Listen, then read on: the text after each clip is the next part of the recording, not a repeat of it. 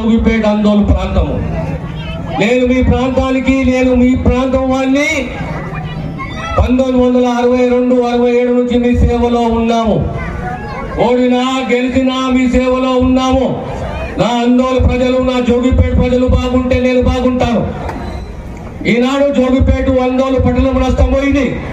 ఏ రకంగా నష్టపోయింది అంటే పెద్ద రహదారి వచ్చి మన వ్యాపారం తక్కువైపోయింది. మనకు ఉపాధి దొరకకుండా పోతున్నది. మన ప్రాంతంకు పూర్వ వైభవం రావాలి. క్లాక్ టవర్ అంటే యావత్ మెదక్ జిల్లాకు తెలుసు జోగిపేట క్లాక్ టవర్ అంటే. ఆ పూర్వ వైభవం మనకు రావాలి అంటే మనం ఏమి చేస్తే ఈ ప్రాంతంలో డాకురే గాని, అందోలే గాని, జోగిపేట గాని, పోతాలపేట గాని ఈ ప్రాంతంలో ఈ మండల ఉపాధి కావాలి. ప్రత్యేకంగా యువకులకు, ప్రత్యేకంగా మహిళలకు వాణిజ్యం పెరగాలి, వ్యాపారం పెరగాలి. ఏమి చెయ్యాలంటే మొట్టమొదట నిర్ణయం తీసుకున్నది అజ్జమని నుంచి జోగిపేటకు 80 కోట్ల రూపాయలతోటి వర్తన. అది ఆలోచన కలిగింది. ఎందుకు నా జోగిపేట మంచిగా పెరగకూడదు, పెరగాలి.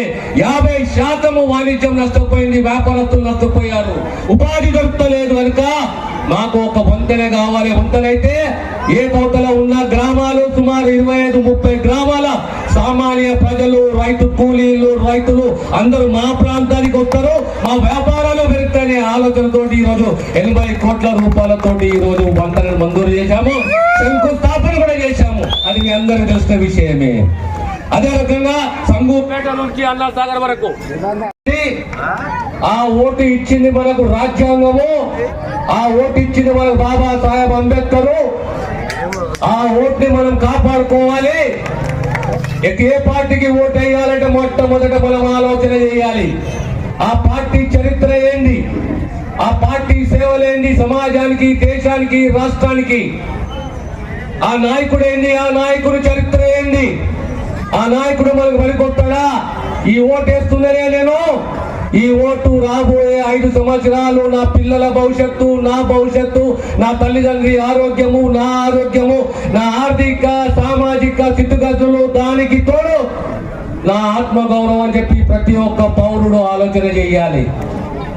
ఈరోజు మళ్ళీ ఆ సమయం వచ్చింది. మొన్న మీరు ఒక ఓటు ద్వారా ఒక విప్లవాన్ని తీసుకొచ్చారు, ఒక గొప్ప మార్పుని తీసుకొచ్చారు.